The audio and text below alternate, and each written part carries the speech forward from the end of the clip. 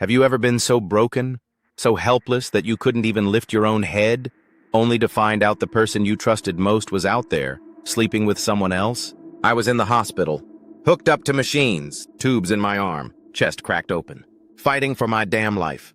And her? She was busy fighting the urge to keep her legs closed. She told me she loved me, sat by my side, held my hand like some loyal girlfriend, then went straight to his place the moment visiting hours ended. I didn't find out right away. Nah. The universe waited till I almost had my strength back. And when I did, oh, I didn't scream. I didn't cry. I got even. And trust me when I say, she'll never forget the day I walked out of that hospital. Because the second I could stand on my own feet, I made sure she'd never be able to. Her name was Jade. And if you'd met her back then, you'd have thought I was the luckiest man alive. She had that kind of beauty that turned heads everywhere she went.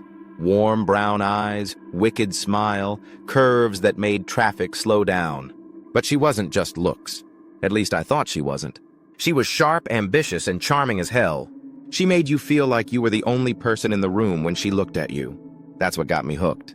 We met at a friend's barbecue 2 years before everything went to hell. I was working as a civil engineer. Long hours, high stress, and she was doing freelance photography and part-time bartending while finding herself, as she called it. I won't lie, I was smitten fast. Within 3 months, she moved into my apartment.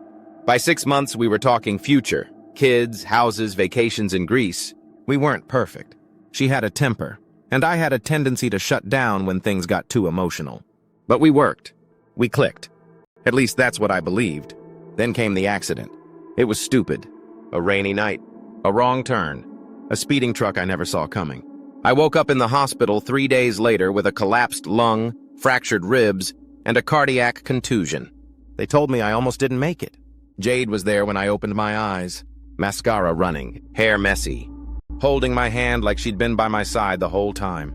She kissed my forehead and whispered, "You scared the hell out of me. I thought I was going to lose you." And in that moment, I believe she meant it. I was stuck in that hospital bed for weeks, hooked to monitors. Every breath felt like a knife in my chest. I couldn't eat solid food, couldn't walk without help. I felt useless, vulnerable. But Jade was my rock, or so I thought.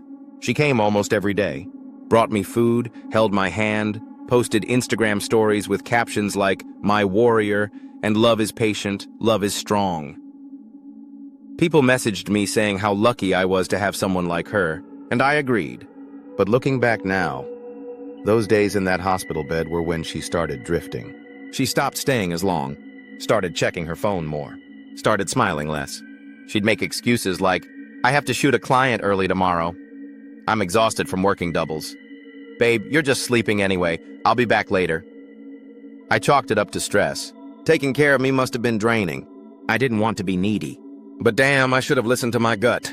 One night, a nurse, I still remember her name, Clarissa, was changing my IV and said casually, "Your girlfriend left kind of early tonight, huh?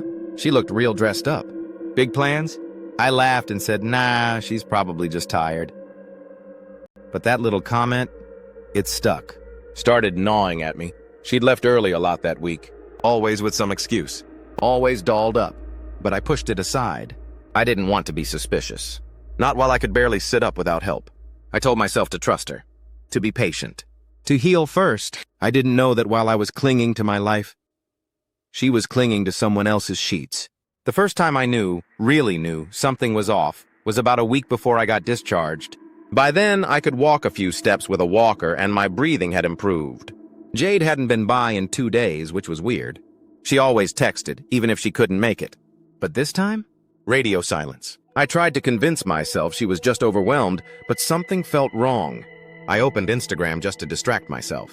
And boom, there it was. A story she posted the night before. She was at some rooftop lounge downtown, cocktail in hand, laughing with him. At first, I didn't think much of it. Maybe it was an old friend. Maybe she was blowing off steam. But then I saw the caption, "Finally smiling again. #good company." Finally smiling again. Finally. Like I was the thing making her not smile. I clicked on the tagged handle, @BennyDreams. That name alone told me everything I needed to know. I tapped through his page. Personal trainer, wannabe influencer, shirtless mirror selfies, motivational quotes like, Grind now, play later. A walking cliche. Oh, and his bio? DMs open, I felt sick. 2 days later, Jade finally showed up. She brought some takeout and gave me this kiss on the cheek that felt like it was rehearsed. Her eyes didn't meet mine for more than a second. I waited until she left, then did what I never thought I'd do in a relationship. I logged into her iPad. Same Apple ID, synced messages, photos, everything. And what I found? Destroyed me. Photos of them at his apartment. Selfies in bed, our bed. Texts that read, "You're way more fun than playing nurse.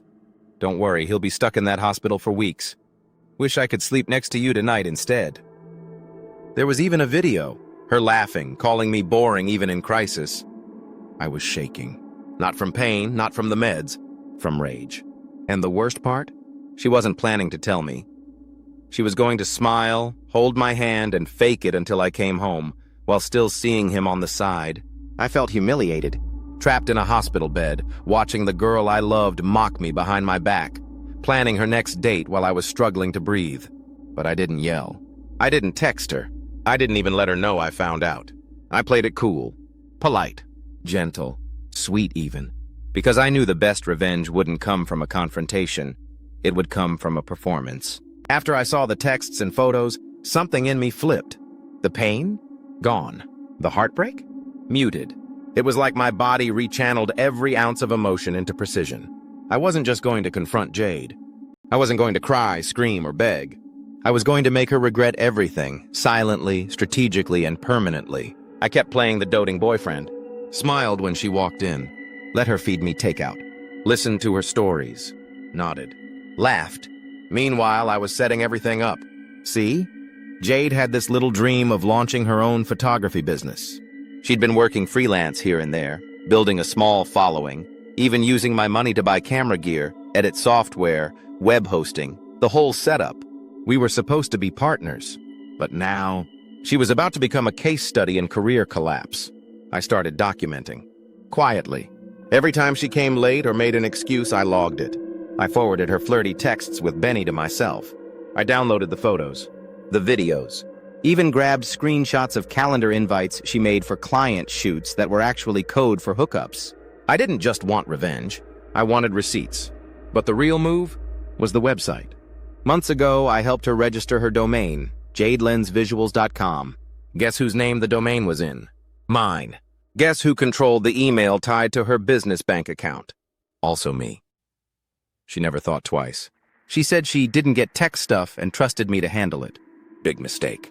Once I was discharged and back home, I told her I needed rest and space. She agreed. Said she'd let me heal and gave me room. That gave me freedom. Freedom to reset every password tied to her business. To lock her out of her own Instagram account. To cancel every monthly service she used, editing tools, cloud storage, her site hosting. And then, I replaced the homepage of her website with one line of text. This account has been suspended due to breach of loyalty. But I wasn't done. She didn't know I had access to her client list, shoot schedules, invoices, contracts, because she'd saved them in shared folders.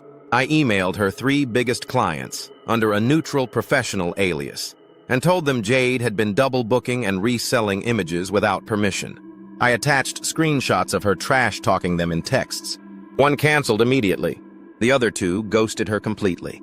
Then I posted an anonymous thread in a local photography Facebook group, warning others about a photographer who uses clients' names to get out of her relationship responsibilities. Didn't mention her name. Didn't need to. Word got around. And just like that, the empire she built off my love and loyalty crumbled. She called me 2 days later screaming, "Why can't I access my site? Why are people canceling on me?" "Did you do something?" I calmly said. "You said I was boring even in crisis. I figured I'd show you what interesting looks like." After the site crash, Jade spiraled fast. Her IG was locked. Her bookings dried up. Her clients weren't replying. And me? I acted completely innocent. She texted, "Please, I just need to know what's going on. Did I do something wrong?" Oh, the irony. I let her sweat for a few days, long enough for panic to turn into desperation. Then I sent her one final message. "Everything that just happened to your life is nothing compared to what you did to mine in that hospital bed. Consider us even. Blocked everywhere. Gone." But she didn't stop there.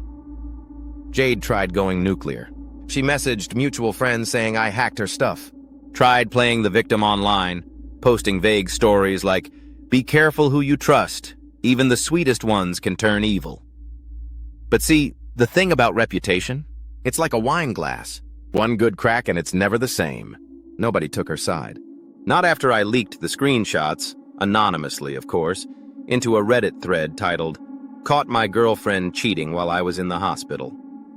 Here's what I did. It went viral in under 6 hours. The comments lit her up.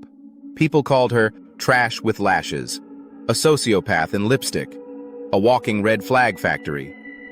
Someone even screenshotted her Instagram and posted, "Is this the same girl from the cheating post?